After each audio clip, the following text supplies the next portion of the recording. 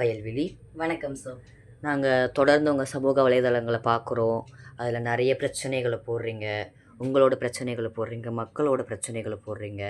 எவ்வளவோ பயனுள்ள விஷயங்களையும் போடுறீங்க.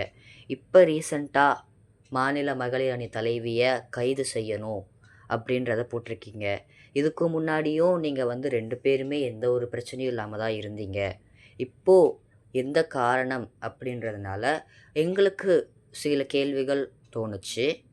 அதை நாங்கள் உங்ககிட்ட கேட்குறோம். கேளுங்க சார். அதில் கேள்வி, ஆணைய தலைவர் மீது ஏன் புகார் அளித்தீர்கள்? ஏன் அளிக்கக்கூடாது?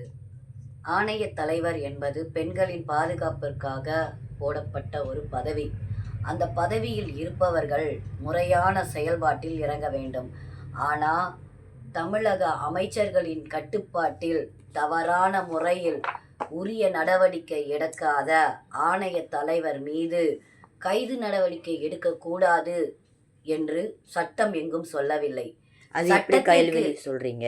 அவங்க சரியான வழிமுறைகளை தான் செய்யலை அப்படின்றத நீங்கள் எப்படி சொல்கிறீங்க? உதாரணத்துக்கு நான் சொல்கிறேன். மற்றவங்களுடைய இதை விட நான் பாதிக்கப்பட்ட செயல்களை சொல்கிறேன்.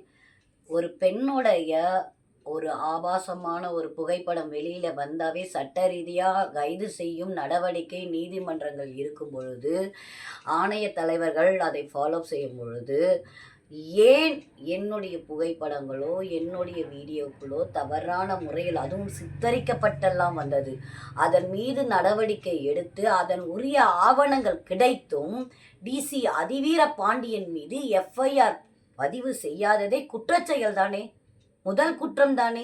அதில் ஆணைய தலைவருக்கு பங்கு இருக்கிறதா இல்லையா?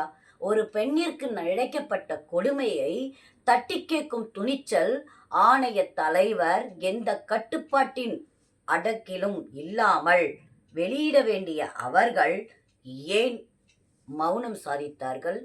ஏன் நான் பதிவுகளை போஸ்ட் ஆஃபீஸ் வேலை செய்யக்கூடிய நிலைமையில தான் இருக்குன்னு அவங்க சொன்னாங்க. முக்கியமாக ஆணைய தலைவரை புகார் கொடுக்க போகிறத ஆணைய தலைவிக்கிட்டே சொல்லிட்டு தான் நான் புகார் கொடுத்தேன். இது பலருக்கும் தெரியாது. ஏன்னா ஒரு முறை இருமுறை அல்ல, நான் பல முறை ஆணைய தலைவரிடம் பேசியுள்ளேன். அதுக்கான ஆதாரங்கள் எல்லாம் வச்சிருக்கீங்களா கயல்வெளி? கண்டிப்பாக இருக்குங்க. என்ன ஆதாரம் வேண்டும்? என் மகன் தூக்கில் தொங்குவதற்கு முன்பு போட்ட வீடியோக்கள் அனைத்தையும் சமூக வலைதளங்களே அதிரும் அளவிற்கு வீடியோக்களை வெளியிட்டேன், உண்மைகளை வெளியிட்டேன். அதன் அடிப்படையில் பாதிப்பு ஏற்படுத்திய குடும்பத்திற்கு இதுவரை இவர்கள் என்ன தண்டனை கொடுத்தார்கள்? இதுவரை போடப்பட்ட எஃப்ஐஆர்கள் ஏன் முடக்கப்படுகிறது? பணத்திற்காக மட்டும்தான் வேலை செய்கிறது என்றால் அப்பொழுது எதற்காக இந்த ஆணையம், எதற்காக இந்த தலைவி சொல்லுங்க. என்னோட தாய் தப்பு செஞ்சாலும் தப்புதான்றதை நான் கொண்டு வந்தேனே தவிர நான் தவறான நோக்கத்தில் கொண்டு வரவில்லையே. நான் அவர்கள் கிட்ட கொடுத்த புகார், எத்தனை புகார் இருக்கு, என்னென்ன இருக்குன்னு அவங்களுக்கே தெரியும். முக்கியமா காவல்துறையில் கஞ்சா வழக்கு போடுவதற்கு காவல்துறை முக்கிய நபர்கள் ஆணையத்திடம் பேசியுள்ளார்கள்.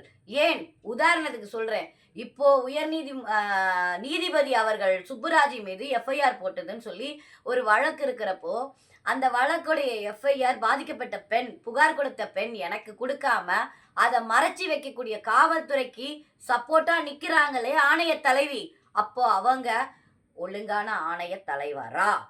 ஏன் கொடுக்க மறுக்கிறது என்று காவல்துறையை லெஃப்ட் ரைட்டு வாங்குறதுக்கு நேரம் இல்லைன்னா அவங்க மேல கைது நடவடிக்கை எடுக்கணும்னு கேட்கறதுல என்ன தப்பு இருக்கு? போதும்.